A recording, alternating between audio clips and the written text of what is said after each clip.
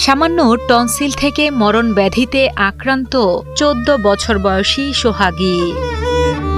যে বয়সে স্কুলে যাওয়ার কথা, বন্ধুদের সঙ্গে হাসি খুশি সময় কাটানোর কথা, সেই বয়সেই ক্যান্সারে আক্রান্ত হয়ে জীবন মৃত্যুর লড়াই করছে এই কিশোরী।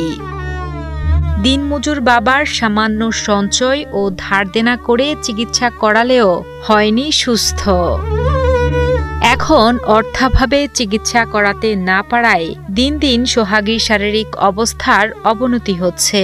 আমার সামনে আমার মেয়ে খুব ছটপট করে, আমি কি করি, আমি বাবা হয়ে কিচ্ছু করতে পারিনি। প্রতিদিন ৪০০ টাকার মতন যদি কাজ করি, আমার যদি ওষুধ নিতে যাই, তা আমার ভাত আমার চুলে চড়ে না। আমার বাবা মায়ের এতটুকু সামর্থ্য নাই যে আমাকে এই ৪ লাখ ৫ লাখ টাকা দিয়ে চিকিৎসা করাবে। এই ৪ লাখ ৫ লাখ টাকা আমার বাবা জোগাড় করতে পারবে না, আর আমিও বাঁচতে পারবো না।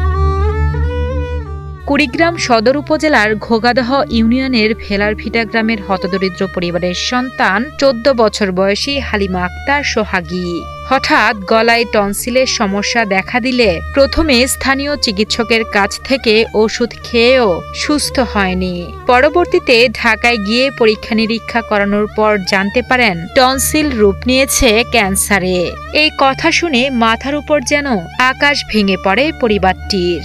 নাক থেকে মাংস নেওয়ার পর ধরা পড়লো যে আমার ক্যান্সার হয়েছে, আমাকে থেরাপি দিতে হবে। অপারেশন করলে আমি সুস্থ হব না, আমাকে থেরাপি দিলে আমি সুস্থ হব। সন্তানকে সুস্থ করতে ধার দেনা করে প্রাথমিক চিকিৎসা শুরু করলেও চিকিৎসকের পরামর্শ অনুযায়ী ব্যয়বহুল কেমোথেরাপি দেওয়ার সামর্থ্য নেই সোহাগীর দিনমজুর বাবা হাজের আলীর। এদিকে চিকিৎসার অভাবে চোখের সামনে সন্তানের এমন কষ্ট সহ্য করতে পারছেন না অসহায় বাবা মা। খুব বিপদে আছি। আমার সামনে আমার মেয়ে ছটপট করে মারা যাবে, আমি বাবা হয়া এটা আমি তা সহ্য করতে পারতেছি না। ব্রহ্মপুত্র নদের ভাঙনে সহায় সম্বল হারিয়েছেন সোহাগীর বাবা। মাথা গোজার ঠাঁইটুকুও নেই তাদের। বাস্তুচ্যুত হয়ে আশ্রয় নিয়েছেন আত্মীয়র বাড়ির এক কোণে।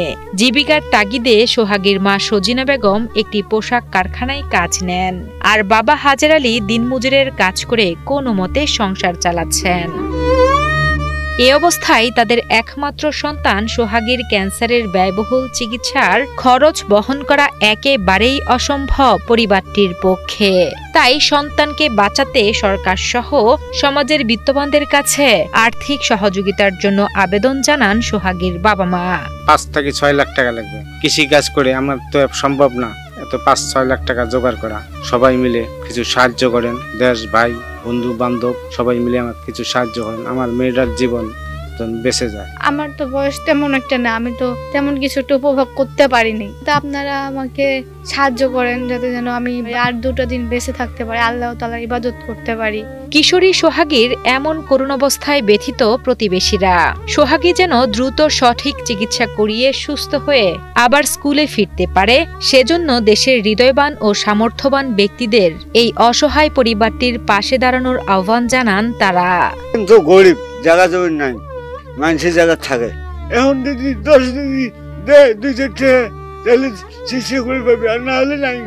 টেহা তো মেলা টেহা নাকবি, লাখ লাখ কে মেলা টেহা নাকবি, আমার তো নাই, দেওয়ার কোনো শক্তি নাই। আর এমরা আলা কিভাবে চলে, কিভাবে এলা বাচ্চাটা চিকিৎসা করবে? তো সকাল মিলি সকাল সহযোগিতা করেন, করি বাচ্চাটাকে বাঁচান। আপনারা যদি এগিয়ে আসেন, দেশ বিদেশ থেকে যারা এই ভিডিওটি দেখবেন, অবশ্যই সোহাগের জন্য সাহায্যের হাত বাড়িয়ে দেবেন। দেশের সরকার আছে, জনগণ আছে, সবাই যদি এগিয়ে আসে তাহলে হয়তো সোহাগী বাঁচতে পারে।